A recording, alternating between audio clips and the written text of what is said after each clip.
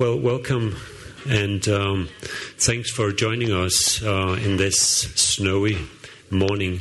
My name is Ole Reito. I'm going to be the moderator, but the organizers have put me in a tricky situation because I was invited as a speaker, but then the moderator couldn't come. So sometimes I will be a speaker, and sometimes I'll be a moderator. And to let you know when I'm what, when I put this one on, I'm a speaker.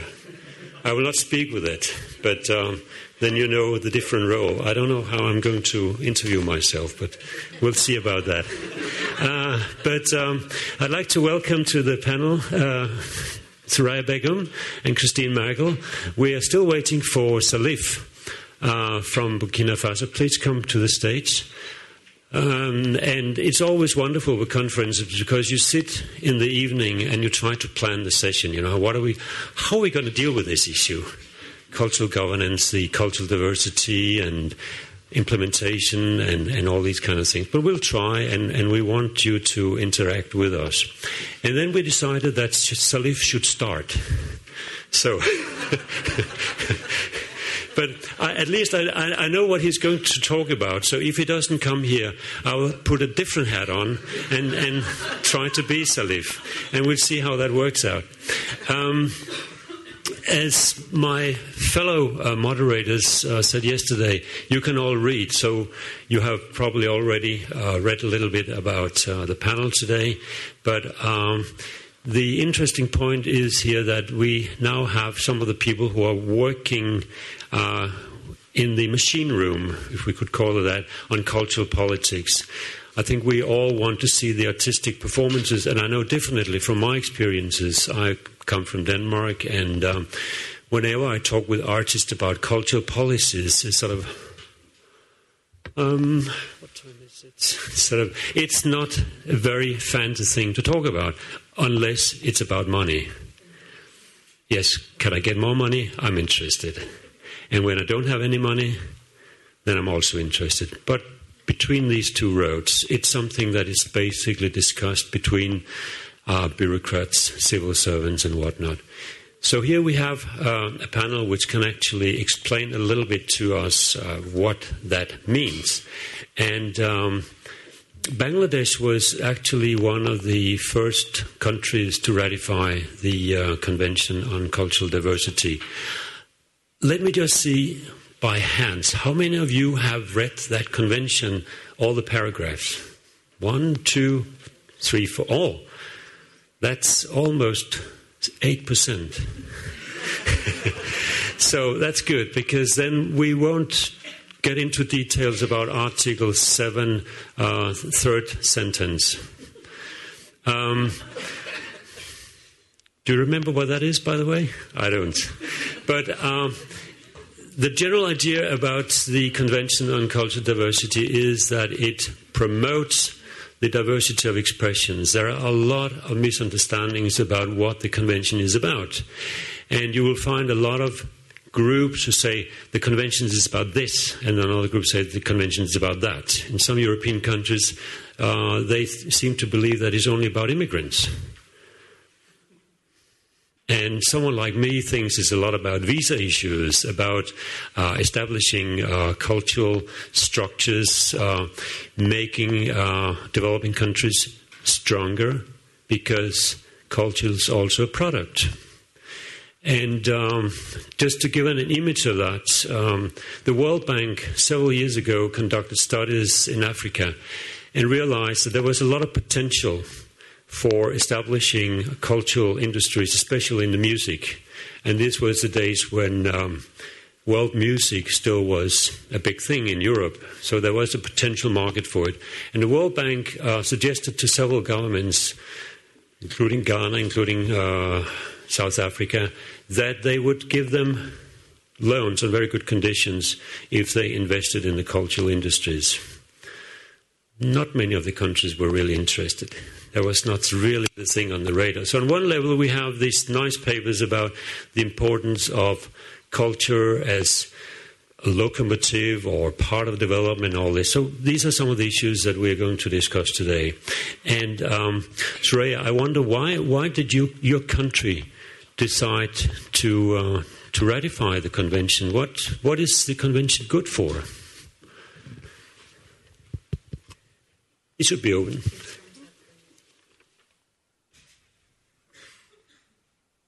Thank you very much. Most welcome the audience. I think this is a snowing morning, but still you have come. I welcome all of you. Bangladesh, as I believe, is really a society of multiculture. And as a member of UNESCO, as a member of UN, when we came to know about this convention, it was because the very beginning of Bangladesh, if we see the history of Bangladesh, it started as a multicultural society. Like there was Buddhism, there was Hinduism, there was Islam, but also we have maybe 90% of people are Bengalis, but we have a lot of about 50 minor ethnic communities. We are living together thousands of years. So there, and particularly the independence of Bangladesh is the language movement. That is the basis of our independence. Back in 1952, when we were with Pakistan, there was a movement that the state language should be Urdu. There was I want to inform that there was a cultural gap between the two states. So you're talking a bit about cultural domination. Right.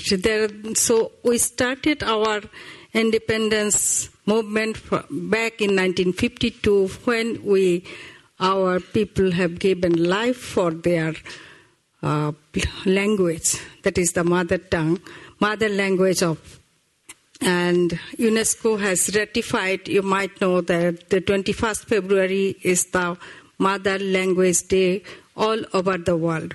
We respect all the mother languages, and this is the basis of language, is the basis of all expression, as we believe.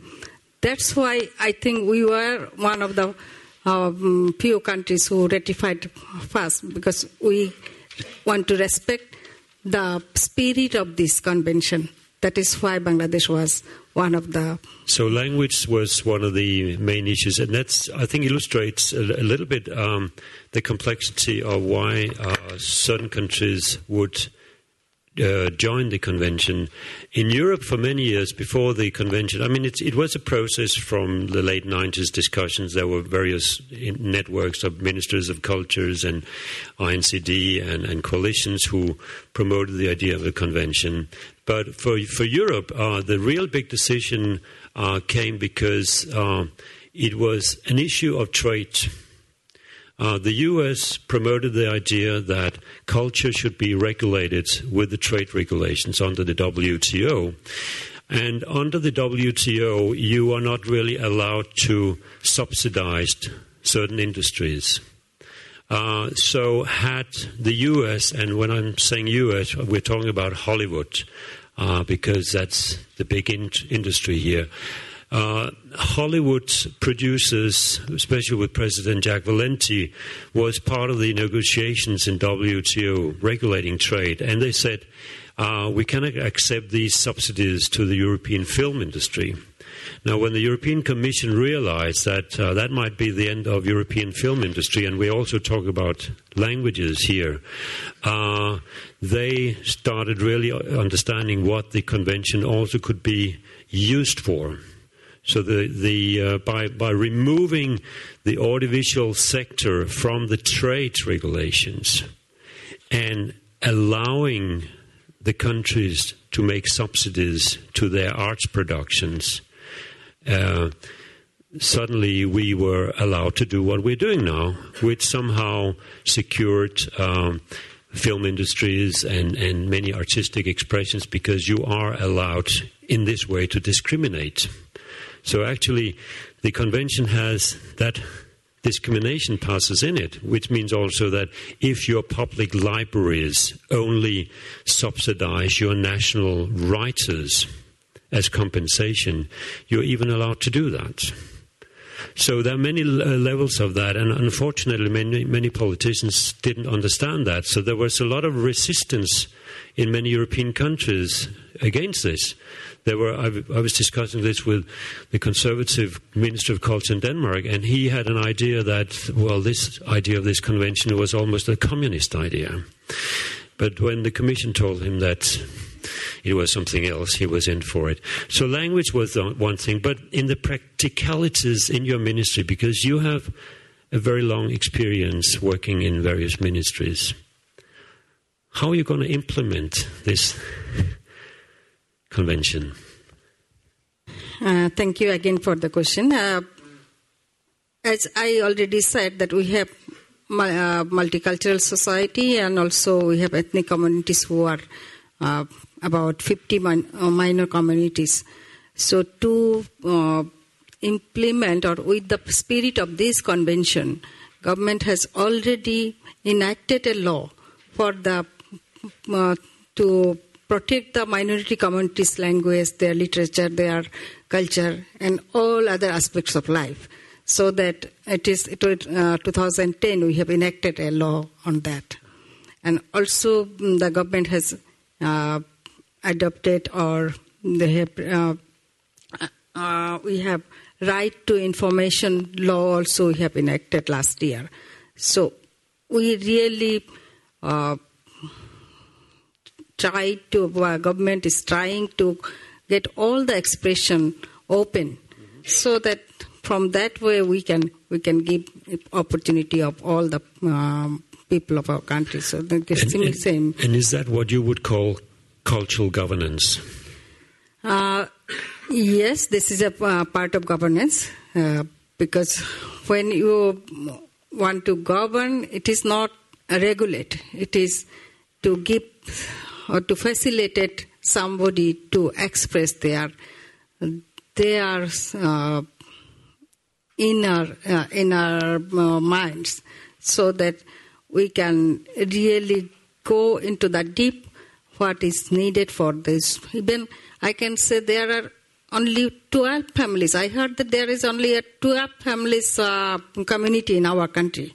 And how do you think they can live without support? You must give them the support of their language, their literature. Maybe many of them don't have the written language even. They have their oral language.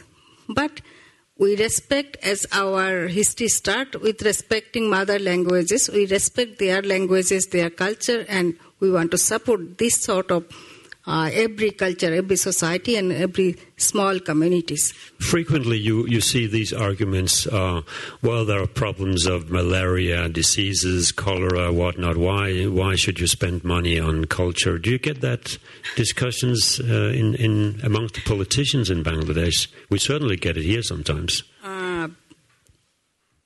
Yes, Bangladesh, as you know, you can believe that Bangladesh is a developing country. It is not a rich country. Of course, this is not a rich country, but in culture we are rich. That we can say, we are very rich in our culture. But there's also an understanding of feeding government money into culture. Of course, but my personal feeling is that culture is something that really the society themselves take them up. It is not always the government.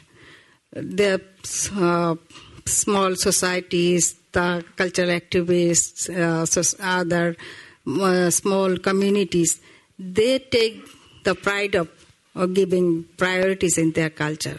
So government is for supporting, and I can say the last year, particularly this government, has taken a policy. They have doubled the budget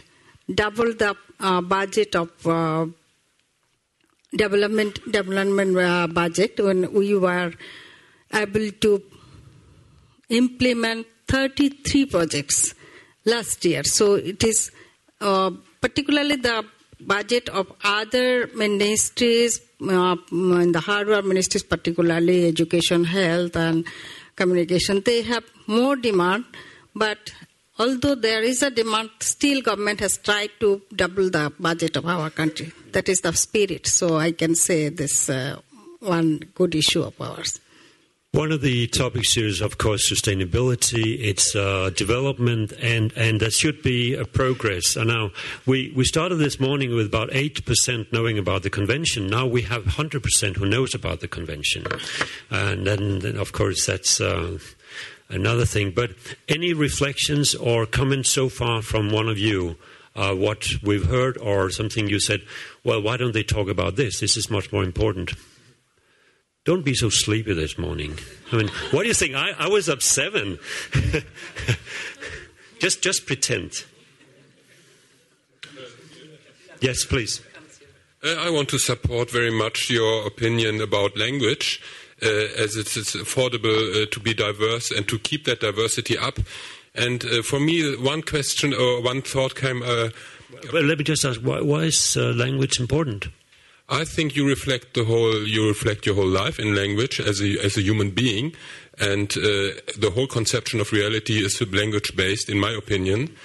And I was just thinking about that the conference language here is in English. Yes. And none of us has this as our first language. You have Bengali, you have German, I have Danish. Yeah, so this came to my mind when we were talking about diversity in language, and so it's a bit strange just to say it like this.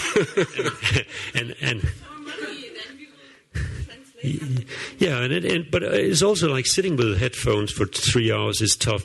Well, actually, at this stage, I want to invite Salif to the stage. So now I'm Salif, and one of the things that I'm going to talk about is that I'm a cultural manager from Burkina Faso. And 30 years old. I have a background working with the Ouagadougou Film Festival, which has really uplifted the whole idea how and why culture is so important in our country. The Burkinabe has a very strong cultural identity, but there's still some problems when I talk and tell my colleagues that I'm a cultural entrepreneur.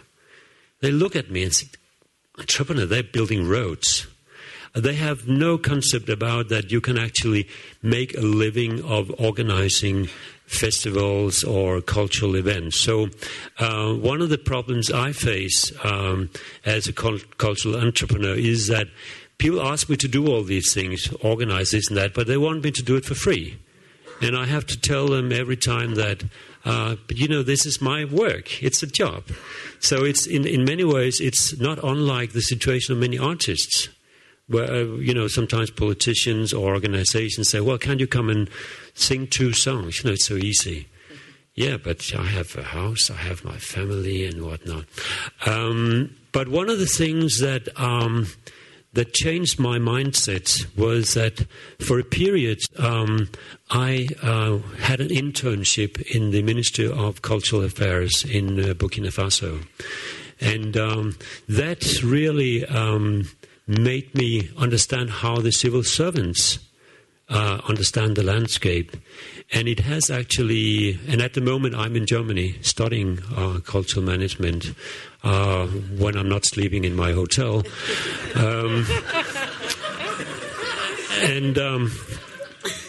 So by understanding how the civil servants understand our work, I can work much more efficiently. And in this process, I've been very happy to meet Christine Merkel, who's done a lot of work on cultural politics for the past, ages. Being a social scientist, 7 years. But Christine has also, and by the way, I'm now moderating.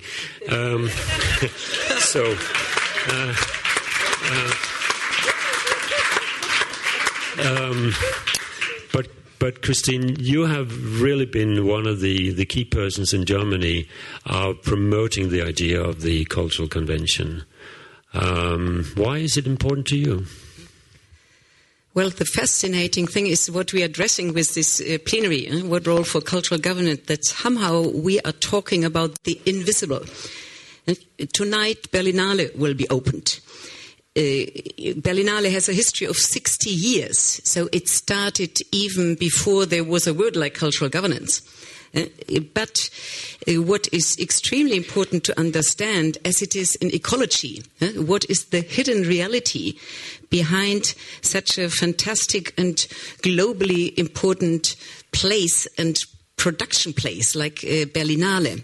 So there are many policies which need to come together to make such a huge festival possible, which is at the same time, through the World Cinema Fund, a co-production place for producers from developing and threshold countries.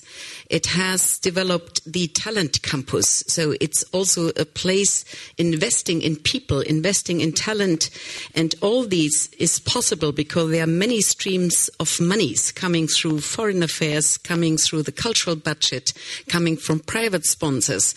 But what it needs at its core is a very skilled and dedicated team who have the passion, who know the film-making world, who have this ability to bring people together, to be very critical in aesthetic terms, because it's also very competitive. It's already a big recognition if your film is running at Berlinale. And actually, we brought a trailer of a very short film who ran at Berlinale last year to give you a visible and a sound idea of why this is important. And it's true, it's not necessarily a sexy subject. You have to be not afraid to read tedious texts like conventions and laws and taxation. So, of course, fiscal policies matter. Insurance policies matter. And in that sense, of course, the convention is not reinventing the world. It is offering a map where you, for the first time, have put all those elements which enable this vibrant artistic cultural life in any given country is possible. But, as always in life, how many of you are passionate hikers? I don't know. Unless you really want to go out into the landscape, you won't use maps. So putting the map on the table is not already the walk. And before we show the trailer, you're also a lobbyist or an advisor. That's the correct name, right? We don't call it lobbyist. But I can see when you present the issue, it's with your heart and blood. Is that the way when you work as an advisor? Because over here in the Bundestag, this huge building, I thought of, how do you do it? How do you lobby? How do you advocate? That's an excellent question, because sometimes people only speak about government and never, you always have to look at the whole chain of decision making. Who is having a say? And with this convention, we were in the rather lucky situation that German parliament had not had a culture committee for very long years. It just occurred to them like 12 years ago that it's something which is really needed structurally in parliamentary level, that you create a committee who really reviews all those legislative things. So this was number one. You have to have a counterpart. Second element, this committee started its work in 1998. The convention process started around 4 or 5 years later. And in that committee, there were a couple of very skilled professional parliamentarians. So governance somehow is the professional quality of also knowing how to do the job. So they were receptive. And third element, a key figure was our colleague Monika Griefhahn. She created Greenpeace Germany. So she is both a parliamentarian, but also she knows how to mobilize. And she was chairing that committee. And already very early she said, this issue is too important We don't want to play that either government or opposition. I will talk to the biggest opposition group and bring them on board. So you need also in your partners these strategic thinkers who think about not only tomorrow, but the day after tomorrow. So that helped a lot. But also political life is very short-lived.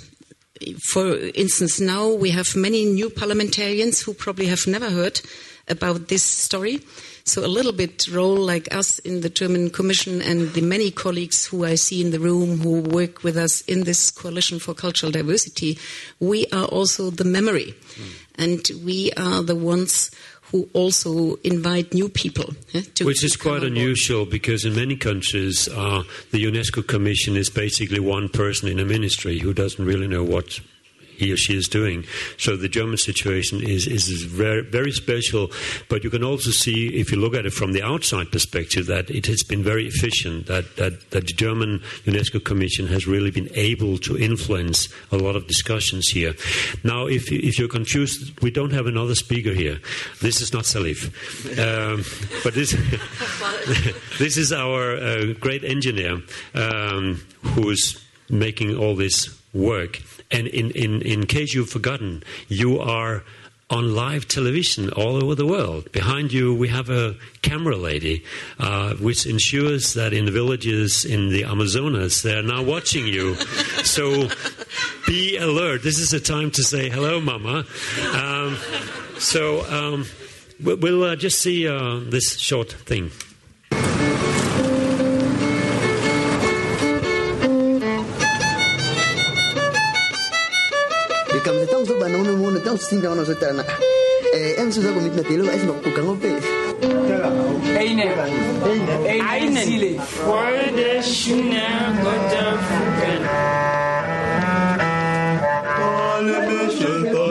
Caché, mais na mona ke azalaki on dirait na ba moi ba empreinte moko ya ba rythme africain et ça Beethoven. African rhythms in Beethoven.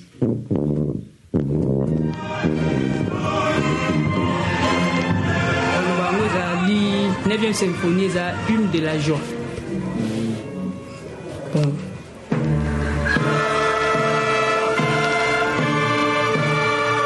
Également de notre intérêt à tous, que ça soit bien. Parce que le problème qui est là, vous n'êtes pas présent. On aura joué en plein air.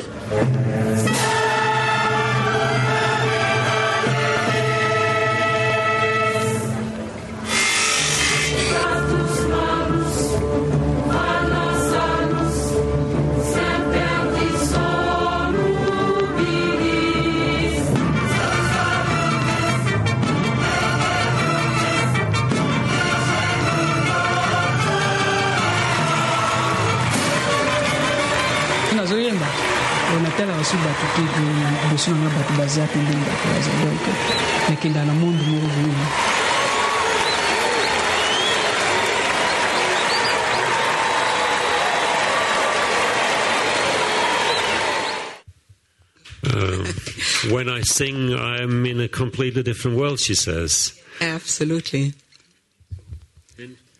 Freude, schöne Götter. In which world? Why did you want to show this? What does that symbolize? Kinshasa Symphony is a film which was done in 2009-2010. And these are lay musicians in the capital of DRC, Congo. And for a couple of reasons which they explain well in the film, their ambition was exactly as this conductor was saying. I said, I'm looking for the African rhythms in Beethoven. And this 9th symphony somehow is a very special piece of music because, for instance, in the Japanese city of Osaka, for the last 20 years, every New Year's Eve, 11,000 lay singers perform this symphony. Some of you who are living in France or Germany could watch that live this year on Arte. And also the West Eastern Divan Orchestra, which is the project of Edward Said and Daniel Barnboim, playing with musicians from all the Arab region, from Turkey, Iran, Israel.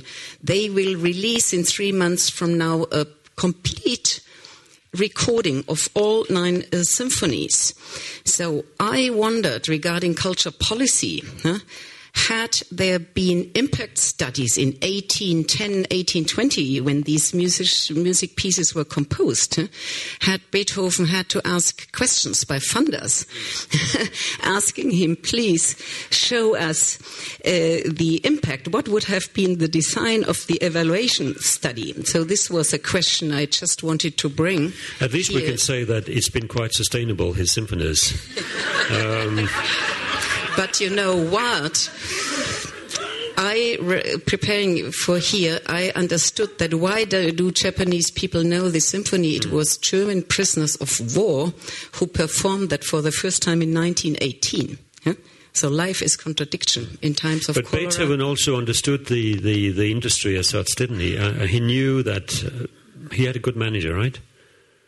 Absolutely. I restudying the history of Beethoven as a cultural entrepreneur, as Salif was telling us. You realize that somehow he already embodies all the elements which you now find in this UNESCO Convention text. He already at the age of 12, he contributed the largest portion of the family income because his father was bankrupt. He sold his second piece already then to a publisher, so there was a market. But he also had a benefactor. This was the court of Bonn, religious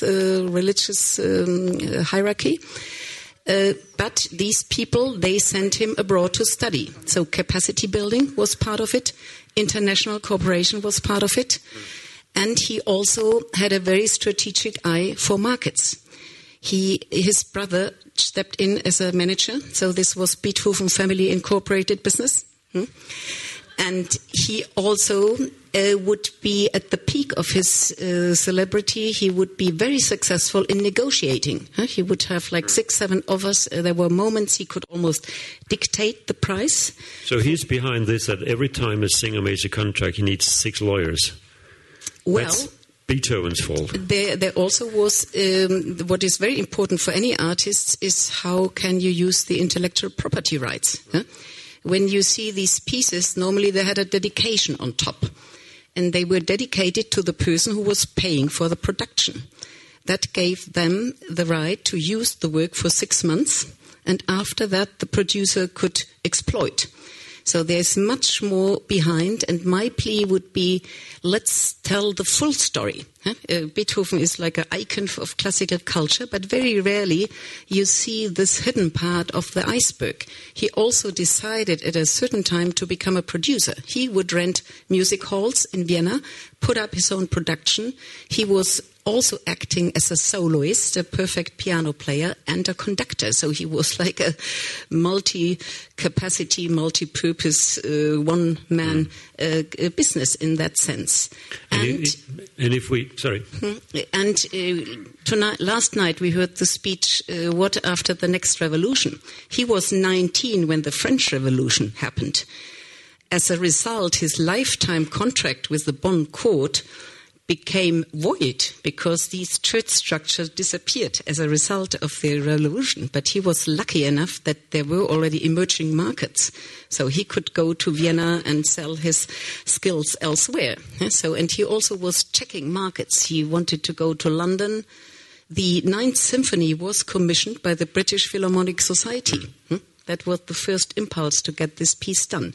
So just an invitation, when you enjoy cultural production, try and have a look beyond what might be the hidden story behind, which tells a lot exactly about this invisible part of the production. And if we look to your part of the world, I mean, there was this huge sponsorship of the arts way back in the 16th century at the courts. I mean, what we know now as the classical Indian music, which is, of course, includes also Bangladesh, stems from patronage, and now you don't have that much private patronage, so you still have this, it's the state basically who's patronizing in Bangladesh. So going back to the title about cholera and good times, what are your reflections on that?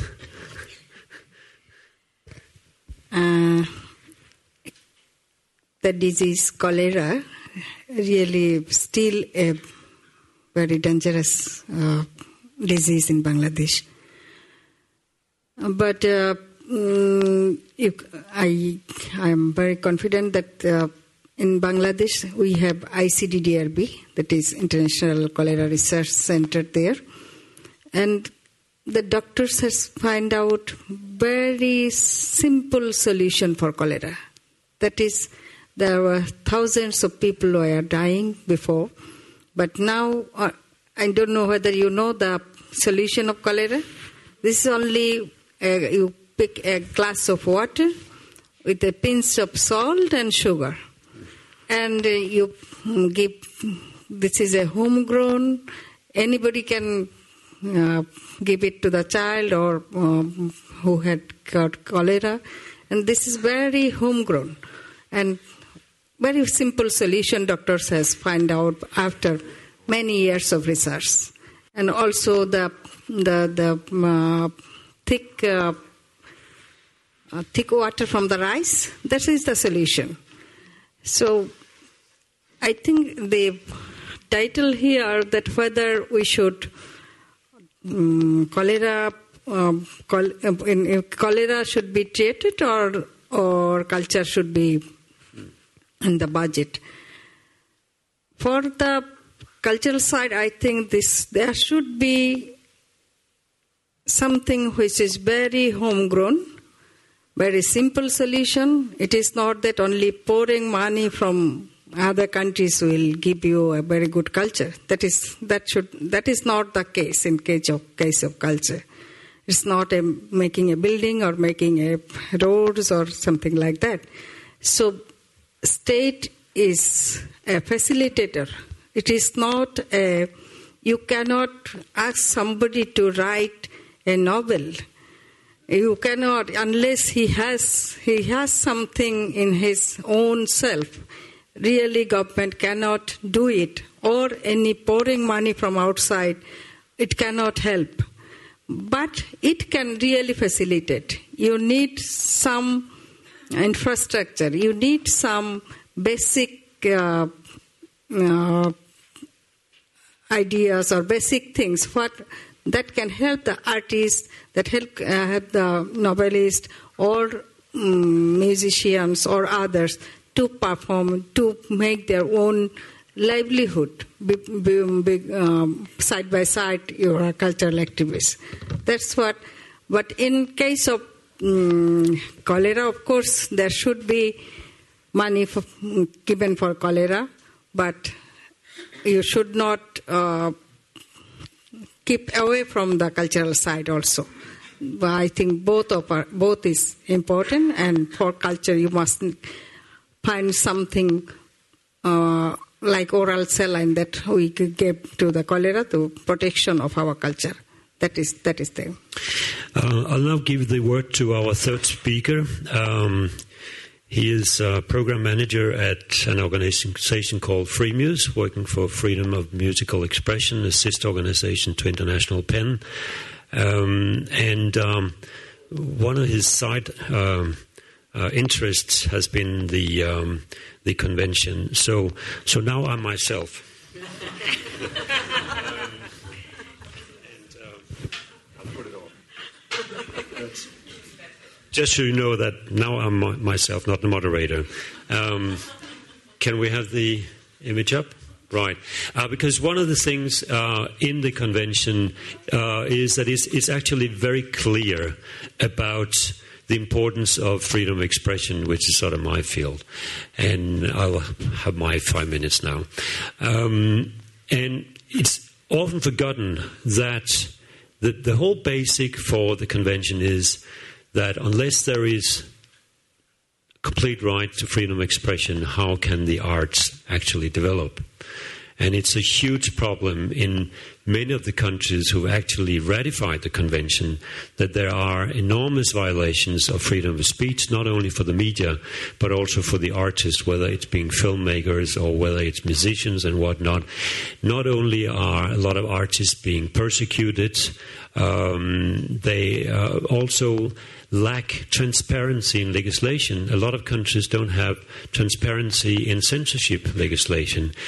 And just last week, We could see this one. We were talking a lot about the Arab Spring yesterday. Now we're talking about the Arab Winter. Egypt's most famous actor, some of you have probably seen him in the Jacobean House, was sentenced 3 months for insulting Islam. Those films were made, some of them were made 15 years ago. And this is happening not only in Egypt. We are seeing cases where artists are being attacked in Syria for political reasons, all over the world. Denmark as well, attacks on cartoonists and whatnot. So it's a rather big issue, and we are in the process now where the governments have to report back to UNESCO in the 4-year period what they have actually done. And I can almost guarantee that none of those governments will talk about their own violations of freedom of expression for the artists. We were a number of organizations who got together in Copenhagen in December to talk about whether it isn't the time that we could create a global network for the protection of the artistic freedom of expression. One of the big problems today is that there is no monitoring of this. Freemuse does it on music. International Pen does it on writers. But what about the dancers? What about theater? And we have several people here in the room who are interested in these issues, and through their networks, Marianne from IETM, Todd from Free Dimensional, he's got a new job now, Todd, but he's created this. A lot of people, including Auditorium, have now started discussing we need to have proper documentation of the violations, and for that the artist community needs to be active itself. So how are we going to do this? Well, this is still a discussion, but I'd like to invite you to a conference in Oslo this year, which will be the first international conference on freedom of expression for the artists. And it's going to be a conference that deals with different topics such as religion, politics, urban space, and whatnot. And my time is over now, so I'll be back to moderating. And we will actually later show some film from Bangladesh. But before I go back to the panel, questions, remarks? Yes, please.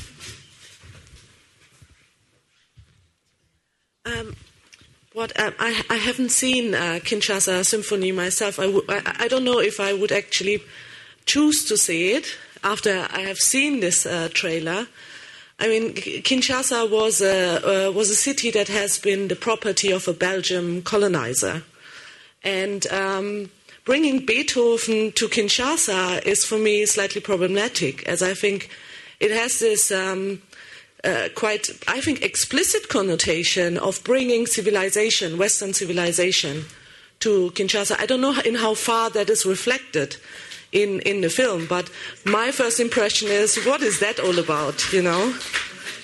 And then also another point about the idea of freedom of expression. I mean, that is something that, for instance, the British Arts Council, they had a program on freedom of speech in their diversity section.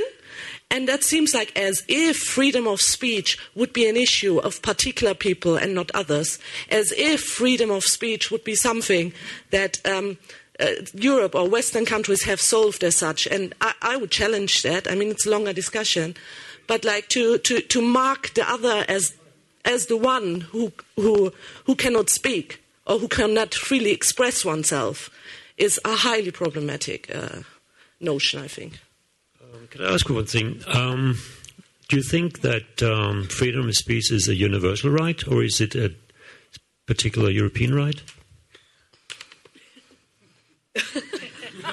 I mean, what do you define as freedom of expression or freedom of speech? How do you define universal?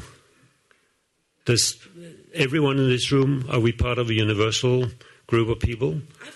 I mean, if you look at what kind of idea of universalism is existing in Europe is based on the Enlightenment period. And the Enlightenment period as such was also going hand in hand with the invention of race, of legitimizing colonialism, you know. So I think we have to think about all terms that we use in a historical context, you know. And in that sense, it's not an innocent term. Yeah. Right. And yes, please. I have several here. I'll come to you later. Good morning. Just two reflections. The first is that there's a very fine theoretician, Rustam Barucha, who's written very profoundly about the unequal nature of intercultural collaboration between different continents.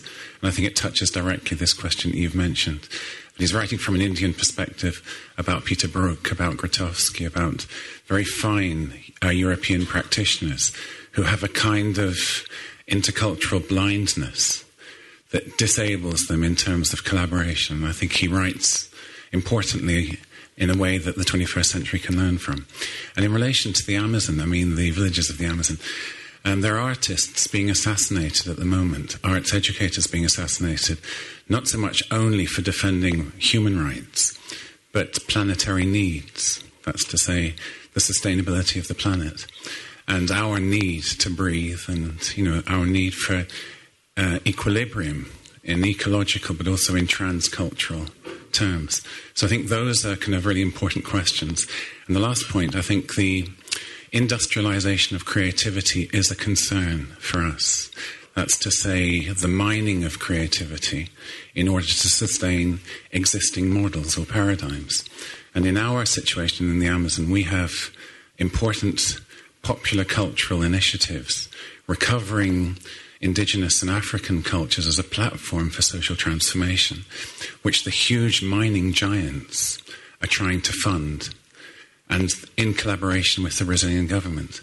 And that raises very, very profound ethical questions, but also questions of how people lose their capacity to determine their own culture and cultural identity. Thanks. And an example of that is that in Europe, some countries have decided not to accept tobacco sponsorship. So what do we see now? We see the tobacco companies expanding in Africa and the former Soviet states, where they create jobs, but they also then demand that they have no restrictions. So the issues of who is funding for what. I had several comments here. One here, and we'll take three more comments. I'll go back to the panel. Very short. I'm Alexander Stillmark from Germany, and I'm here working a lot with ITI, International Theatre Organization, and exactly in this direction we created a special committee in the Committee for Cultural Identity and Development, special for the convention, to bring more resonance for this work, very important work, but in Germany nobody is interested in, from our people, and also from the theater people. They have a job and they're mostly not interested in this. And the other thing is the newest committee is a committee for human rights, for theatre to save and defend our colleagues around the world and give them protection. Thank you. I'll take three quick comments and come back because you also want coffee soon. Yes, I also want to agree with the speaker before, because I think Kinshasa Symphony is, you must see, very critical, because it has to do with colonization, with bringing European music to Africa and not going to the African roots, which they talked about. So I guess there are also... it's interesting. We see just different points of view. And we had two different points of view between Bangladesh and now this film, because the Bangladesh position is to say everybody has his own language, yes? And this other film is, okay, it's a language of music, but it's also a very European language, and it has a touch of colonialism. Thank you. Yesterday, there were a lot of talks about decolonizing culture. Couldn't the process of actually saying Beethoven is universal also be decolonizing? I don't know. I'm just... Story. Yes, so development politics have been mainly based on the idea that there are educated and not educated people. So educated people can speak English, know Beethoven, can participate to international conference, and so on. And the aim of development politics is to help other countries, other people to become educated. So, but from the point of view of cultural diversity, there aren't educated people and not educated people, but only different cultures. So, for example, also oral culture is a culture. And my question is, how should we change the idea of education or maybe also development politics for promoting really a cultural diversity, overcoming the asymmetry between modernity and tradition or between the Western culture and other cultures? Why should people in Africa learn something about Beethoven? Maybe we should learn also other languages. Thank you. We certainly have a diversity of ideas here. I must say, and I must confess, that first time I was in Gabon, invited by UNESCO to do some music workshops. My colleague from UNESCO was from Congo, and somehow I expected when I got into his air-conditioned car that he would play some African music, Franco, something like that. And I was sort of surprised when he played classical European organ music. But the second thought was, why not? Why should that only be, for European? I mean, in my house, I basically only listen to Indian ragas. That's my home music. Does that make me less Danish or Indian? I don't know. Thank you. I believe there's a big question about corporate cultural intimidation that's actually just starting to be addressed here. I represent various organisations in the UK. One of them is Liberate Tate.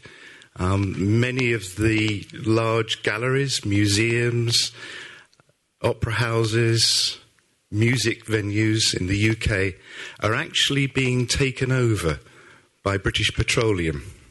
At the same time as British Petroleum is developing its tar sands explorations around the world, mining in Antarctica, intimidating many, many communities in many parts of the world, including the Amazon.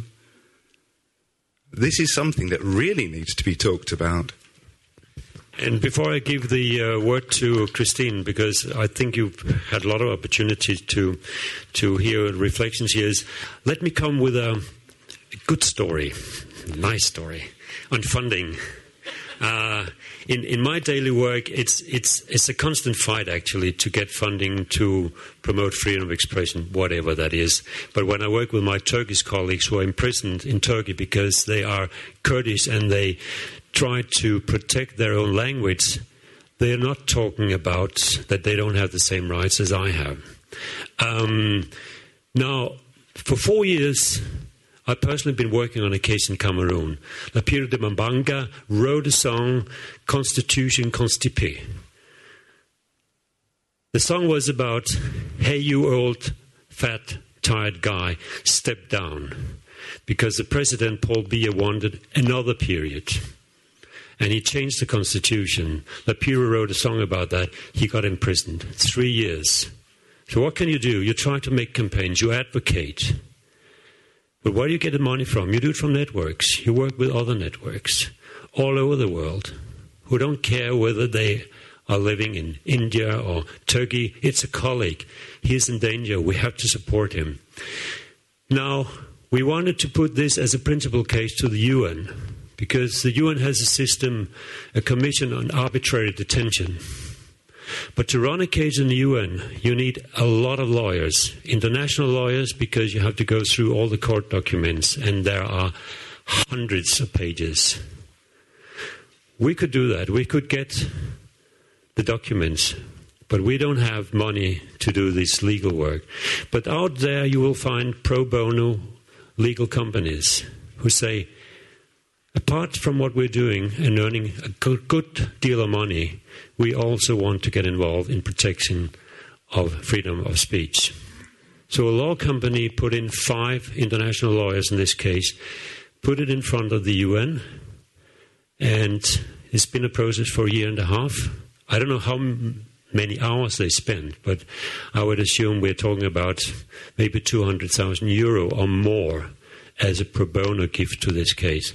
Yesterday, the UN decided that the Piro should have compensation from the Cameroonian state. You can do it, but you need to find things around. Christine,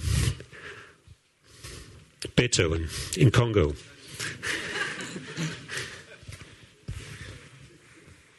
I have learned from the Asian tradition in meditation that it's a wise attitude to suspend judgment until you have seen the full story. Because in some of your comments there were many assumptions which don't match what this film is really about. This is a lay orchestra which had made their own choice, what they wanted to explore, what they wanted to discover. So nobody parachuted Beethoven into Kinshasa, and I don't know exactly how they made their choice, so maybe that would be an interesting conversation. Yeah? Yes, if you know the story, please do, because I think it would help us to get a... I would love to do it. And, yes, please.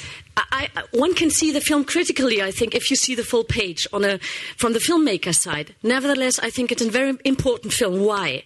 The conductor you see there, I don't know, 12 years ago or so, he decided that he wanted to play Beethoven for his life. And he was 6 years old. I think when he got a piano or something in his house, he was always playing piano. He became a pilot. He was a pilot, Then he lost his job as a pilot. And then he decided himself, without a cent in his pocket, I want to become a musician. He didn't have any professional training. He was a liar.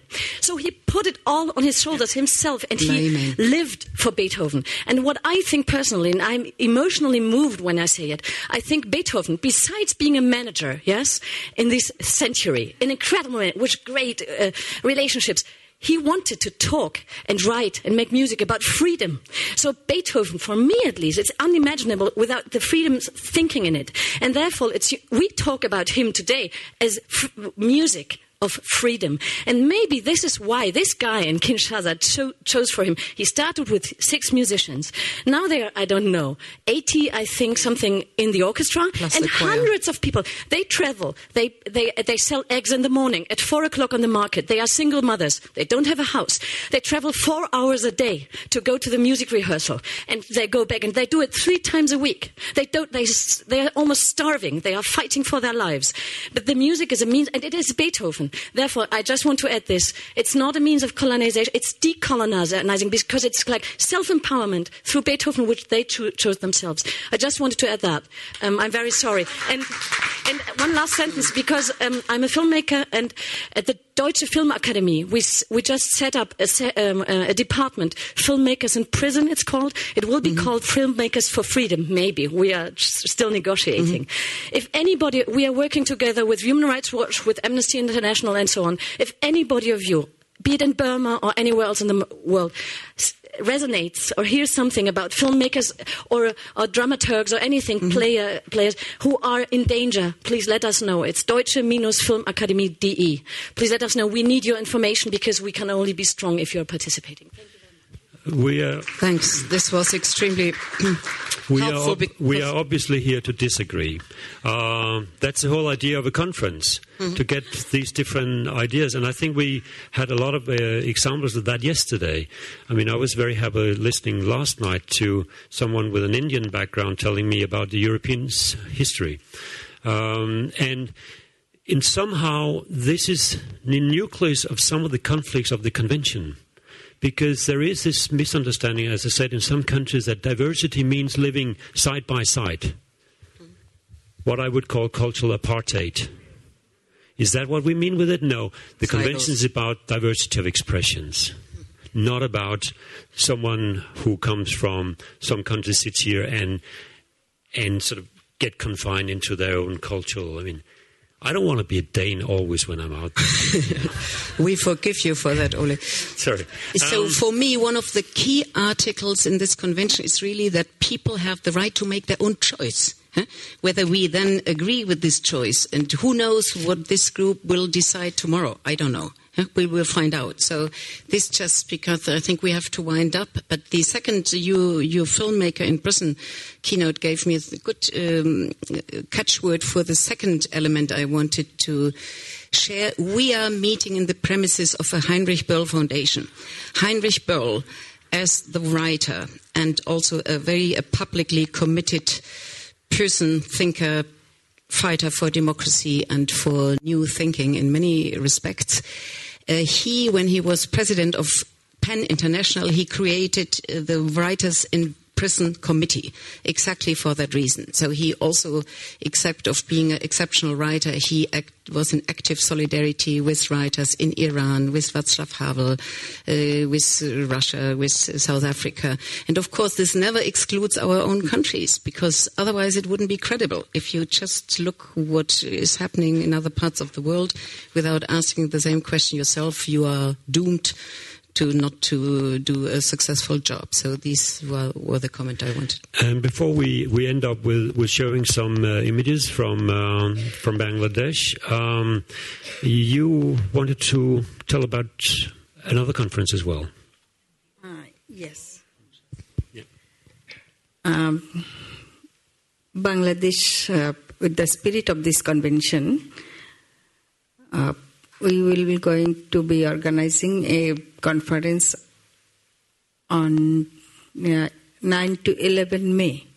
9 to 11 May, this is a cultural ministerial conference forum for South Asia Pacific region. Those who are working with this convention may know that the Asia Pacific region is very unrepresented. From the 44 nations, there is only 11 countries has ratified the convention. So Bangladesh has taken an initiative. This is not for teaching the other countries, but since we believe in cultural expression, freedom of cultural expression, so we took the initiative, and UNESCO has also giving support to that. The conference basically will be from the Asia Pacific regions, but I would like to invite all of you, or experts particularly, who can come along to the Bangladesh in 9 to 11 May, so that we can have another networking system. Particularly in Asia, you might know that Asia is, in these decades, is a very fast-growing countries are there. The 3 out of 5 highest growing economy is in Asia. These are India and China, Japan. So I think, even do you know how much Bangladesh is a very small country, but the population-wise, we are 160 million.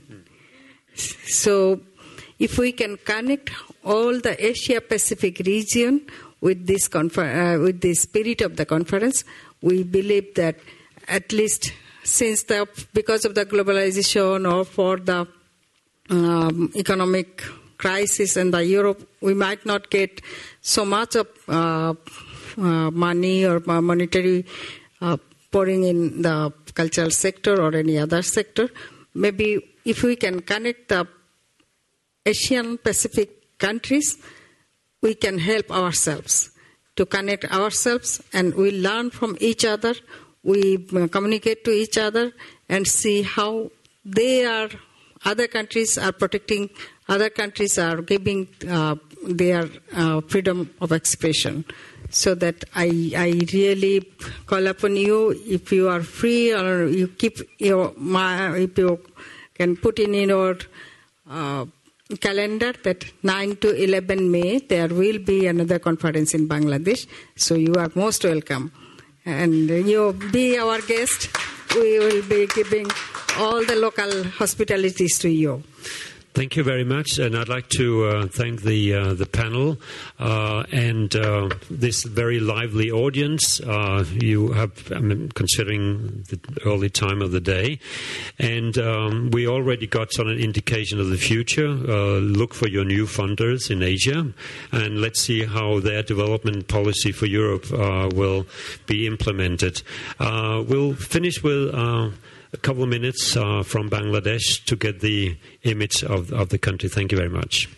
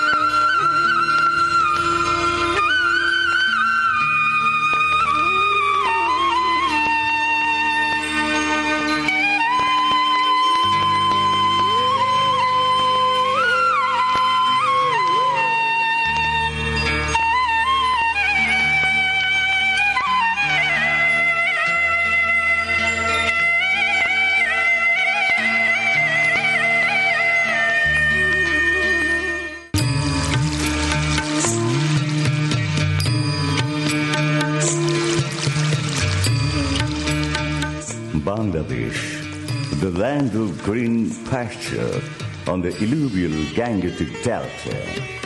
From the days of long-lost past, its agrarian bounty hasn't only shaped the life of the people, it dominated its rich and mostly folk culture of the land. The country's literacy heritage is feasts and festivities, songs and carols, rhythms and hymns, all leave a distinct trace of crops and grains. In brief, Bangladesh sings to the tune of its lush green pasture. The twist in its topography links a unique characteristic in its tunes and tales.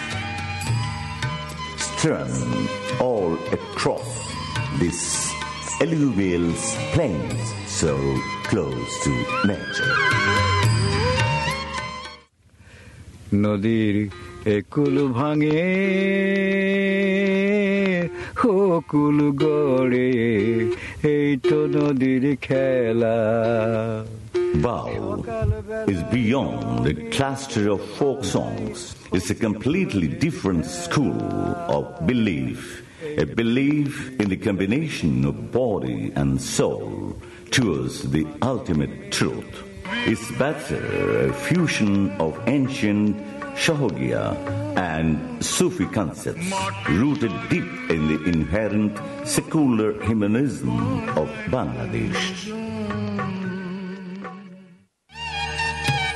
Jatra, or stage play, is all that a theatre offers to its viewers. Traditionally, Bangladesh folk theatre, or Jatra, represents a story where the morals are held by the conscience or vivek. Jatra flourished during the time of despotic rules in Bengal, when the conscience was to be tacitly created. It is still the prime reflection of rural Bangladesh.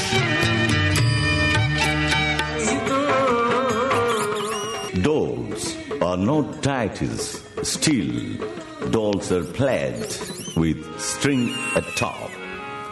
Doll dance represents ancient Bangladesh's rich cultural legacy, sung in the background in details of the story, mostly social twist. The doll dance in Bangladesh includes social aspects like marriage and separation, happiness, and squabble, old love stories and war ballads in miniature. Matrimonial festivities in Bangladesh often include reception and goodbye rhythms dedicated to the bridegroom. Traditionally, matrimonial rhythms are sung in chorus and without musical instruments.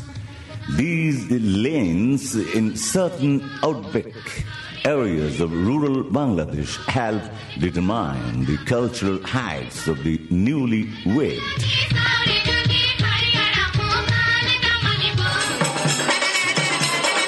The palace of Gajir Gan represents ancient Bangladesh's social hymns in adoration of the holy Gaji Pir, an icon of salvage from an impending epidemic, famine, or in positive excitation for more grains, cattle breeding, or the kind.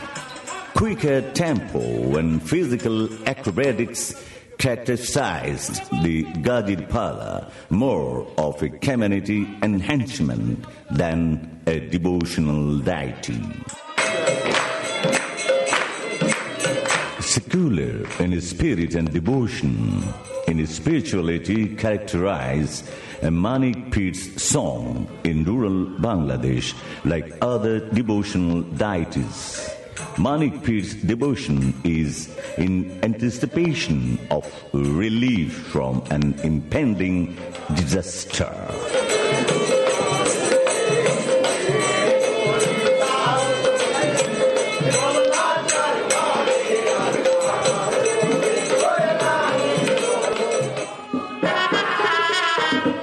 Musical offering that accompanied a procession of masked motif is now almost obsolete. But its replication in modern-day street march on traditional occasions reminds a glorious time that beheld the galore of Changjatra.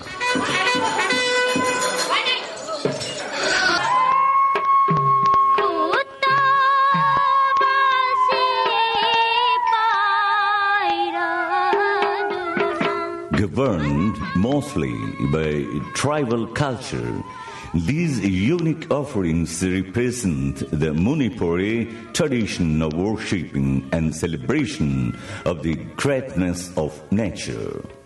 The traditional Manipur Rash festivity is, in other words, a carnival of blazing colors.